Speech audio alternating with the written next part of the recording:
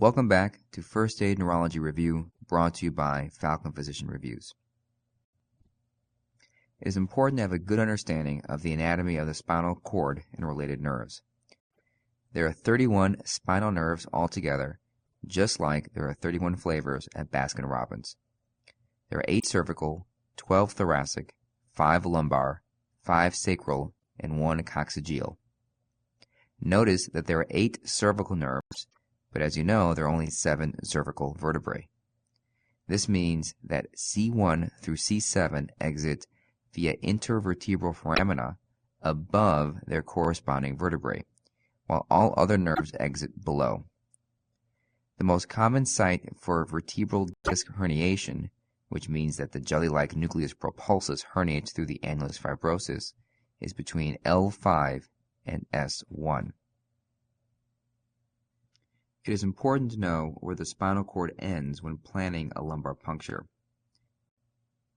In adults, the spinal cord extends to about L1 or L2, and below that there is a pool of subarachnoid space which is sampled during a lumbar puncture.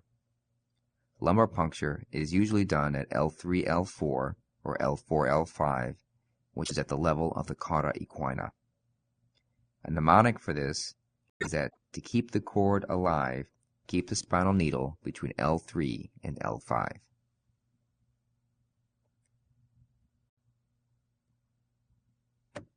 Spinal cord and associated tracts. This figure illustrates a cross-section of the spinal cord and its associated tracts. Gray matter is found at the center of the cord, and white matter, with the exception of the dorsal horns, surrounds the gray matter. Multiple long tracts are found in the white matter. Starting dorsally, the dorsal columns carry pressure, vibration, touch, and proprioception information from the periphery to the brain. These columns have 2 divisions, a lateral division known as the fasciculus cuneatus, which carries information from the upper extremities, and a medial division known as the fasciculus gracilis, which carries information from the lower body. Remember that the dorsal columns are organized how you are organized. When your hands are at your sides, your arms are on the outside, and the legs are on the inside. Laterally, you have the lateral corticospinal tract, which carries voluntary motor information. Anteriorly, in the anterior horns, you have the spinothalamic tracts, which carry pain and temperature information. In both the corticospinal and the spinothalamic tracts, the information from the legs is lateral. So remember that the legs are lateral in the lateral corticospinal and spinothalamic tracts. This table summarizes the organization of the 3 major sets of columns in the spinal cord: the dorsal columns, the spinothalamic tracts, and the lateral corticospinal tracts. One important point to remember is that both ascending pathways, that is, the dorsal column and the spinothalamic tract, form synapses ipsilaterally, then cross. The dorsal columns are also known as the medial lemniscal pathway and carry ascending pressure, vibration, touch, and proprioceptive information. The first order neuron is a sensory nerve ending.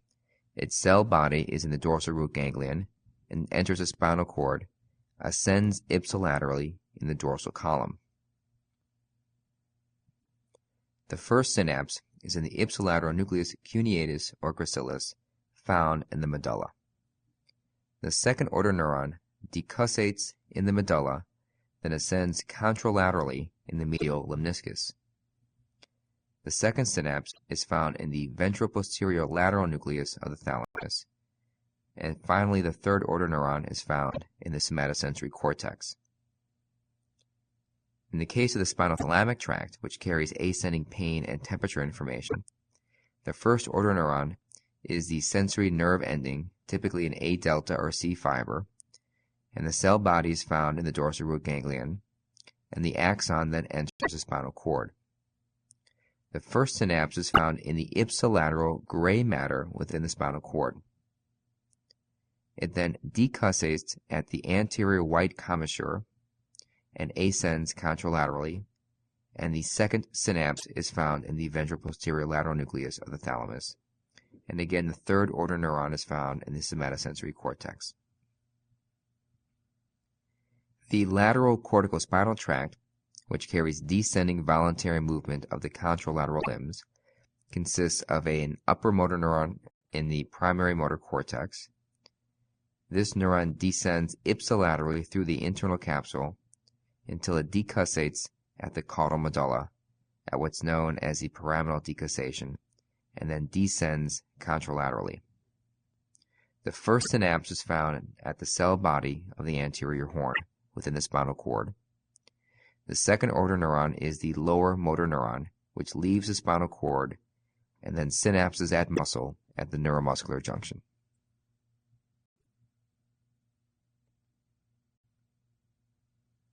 One important distinction to make when examining a patient with motor symptoms is determining whether the patient has an upper motor neuron or a lower motor neuron lesion. For example, weakness itself is a non-specific sign because it can be seen with both upper and lower motor neuron lesions. Atrophy and fasciculations, which are muscle twitches, are typically only seen with lower motor neuron lesions. Deep tendon reflexes and tone are classically enhanced with upper motor neuron lesions and depressed in lower motor neuron lesions. The Babinski sign is present in upper motor neuron lesions and absent in lower motor neuron lesions. Remember that the Babinski sign is normal in infants. Related to the increase in deep tendon reflexes, both spastic paralysis and clasp knife rigidity are seen in upper motor neuron and not seen in lower motor neuron lesions. To help you remember this, recall that in lower motor neuron lesions, everything is down: tone, muscle mass, and reflexes. In upper motor neuron lesions, everything is up: tone, and deep tendon reflexes, and toes.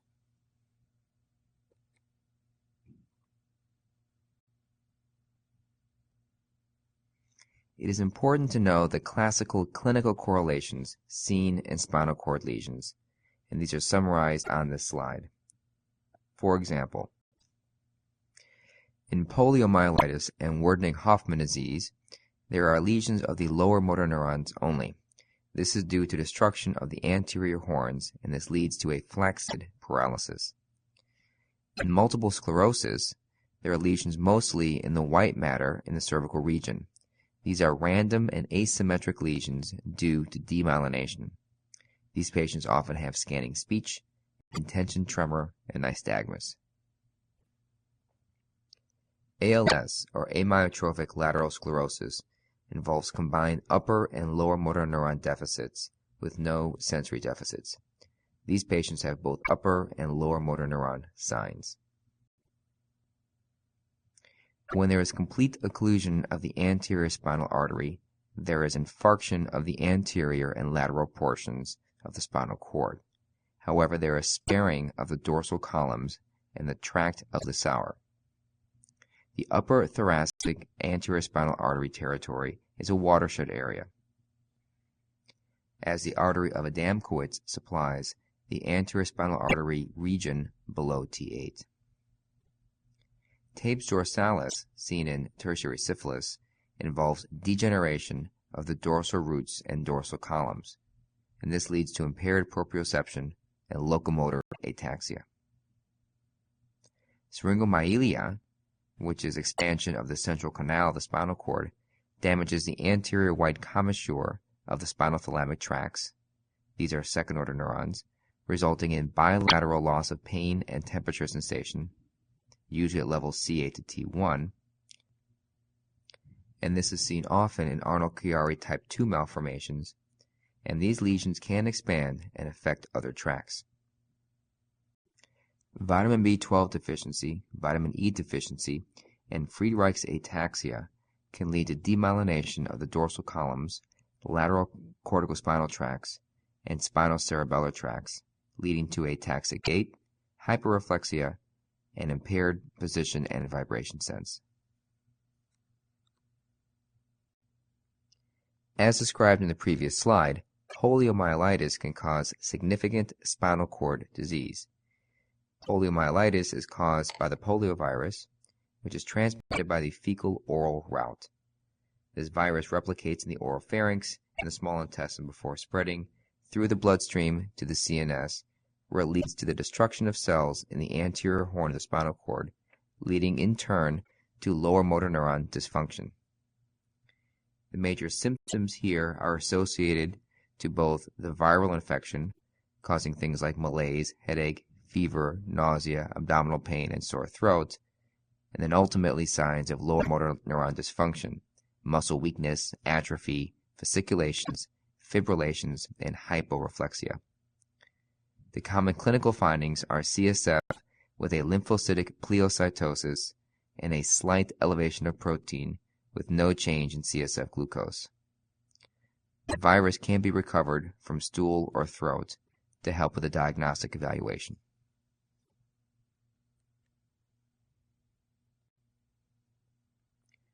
Wernicke-Hoffmann disease, also known as infantile muscular atrophy, is an autosomal recessively inherited disease which presents at birth with a floppy baby syndrome, tongue fasciculations, and with median age of death at 7 months. This disease is associated with degeneration of the anterior horns, and patients only have lower motor neuron involvement without upper motor neuron disease.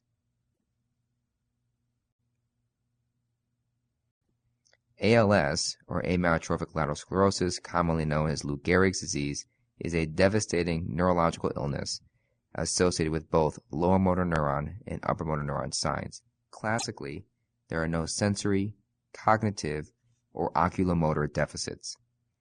This disease has been associated with SOD, or superoxide dismutase type 1 mutations, and with betel nut chewing and ingestion. One early presenting sign is the presence of fasciculations. Therapeutically, riluzole, which is a glutamate receptor antagonist, has been shown to modestly lengthen survival by blocking presynaptic glutamate release. One famous individual who has a subtype of ALS is Stephen Hawking, a well-known living patient, highlighting the lack of any cognitive deficits in this disease.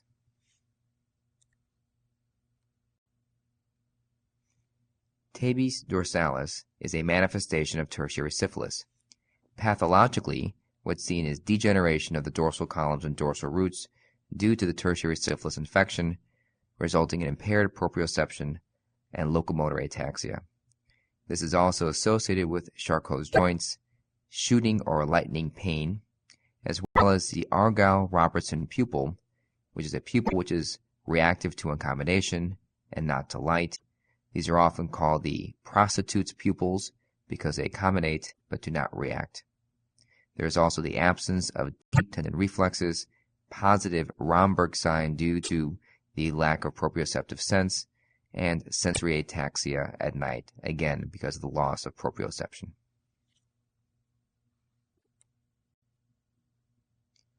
Another form of ataxia is Friedreich's ataxia, which is one of the hereditary spinocerebellar ataxias.